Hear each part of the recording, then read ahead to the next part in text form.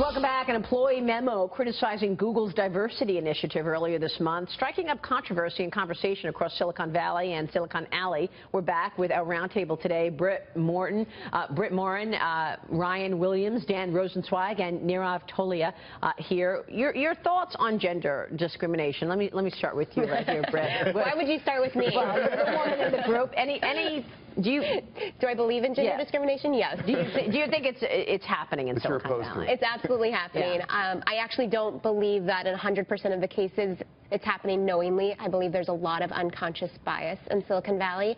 However, it's a premise of the fact that there are 7% female venture capitalists in Silicon Valley. And when you have an idea that resonates with women and is solving a problem that women have, it's difficult to get that across to a 50 or 60-year-old white man. Yeah. So not only is there gender issues, there's diversity issues across the board. That's a really good point. Do you find the talent that you need in today's environment? I mean, we talk about H-1B visas all the time, and the efforts that President Trump has been making in terms of trade and immigration changes. Can you find the people that you need to work, or do you feel like you need? No, you can't. There are never enough people, great people for us to hire, and that's either because of things like H-1B problems, or I think it's primarily because there are so many great companies that are looking to hire the same kinds of people.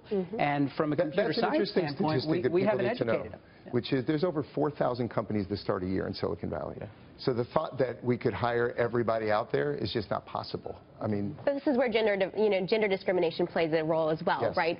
For a female-oriented brand with a female CEO and 70% female workforce, it's a little difficult for us to hire engineers because 95% of them are male. And to get them bought into the opportunity of what we're doing and show the data of like why this is a big business is one thing, but to work along, you could say it's a great thing for all these men to work with young women, but it is more of an uphill battle for me as well. And do you think that's because there's just a lack of understanding of the mission, sympathy, empathy? What do you think the driver? I mean, they don't have the skill sets, right? The skill sets to understand the problems that they're solving for the consumer, right? They're just not one of them, and that's fine. But if there were 50-50 engineers, male to female in Silicon Valley, I think we would have a much easier way to do that. So we've tried to build Chegg, where I think in the U.S. we're 46, 54 male, female for the whole company. We over-index gender diversity in marketing, HR, finance, legal, but in engineering it still remains a very difficult thing. But also there are other areas of diversity. It's not just gender. It's African Americans, it's Hispanics, because the U.S. population, we have to represent the U.S. population, which is younger students that are coming up and trying to get through college. And so, but as it relates to regulation and visas and those things, the fact of the matter is, the more talented people that we can bring into this country that want to build this economy as opposed to compete with this economy, I think the better off we're going to be. But I do think that in terms of diversity, it gets brought up and it triggers a lot of people. It happens at our company as well.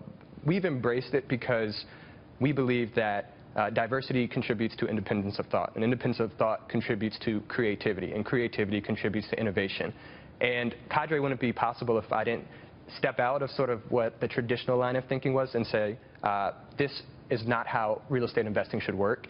And our team didn't do the same thing. And so I do think that it's actually an existential need to have diversity so that we all can continue to innovate. There's a ton of talent here in the U.S. that I believe we still can find and bring into the fold, but there needs to be awareness. But I think Brit makes a point. It's not just innovate, it's relate. It's relate. Right? Half our population is women. 55% of college graduates are women. 30% of our population is going to be Hispanic. These are just facts. You can believe whatever you want to believe, but if you can't innovate and relate and communicate to these folks, you're not going to have a successful business. Do you all expect to be private in the next couple of years, or are you looking for a public offering sooner rather than later? So I will say that we're planning to stay private. We've actually raised probably the lowest amount to date, $45 million total, because we actually don't want to raise that much more. This is a decision you made. Why? It's a decision we made. We want to get it profitable and own our destiny. If one day we want to go public, that's great. Otherwise, we can stay small, profitable, small, meaning like haven't raised a lot of money. We could get acquired. Who knows what's going to happen? I want to be in control of that destiny. The second thing is, in 1999, it took 4 years for a company to go public. Now, the average time is 11 years.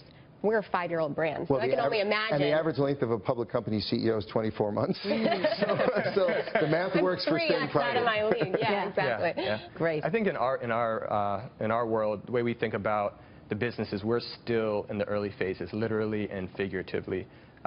Maybe an analogy, sort of just to contextualize where we are in our journey. We wanted to take an offline experience, real estate investing, and make it online. We still have multiple industries, multiple products to build.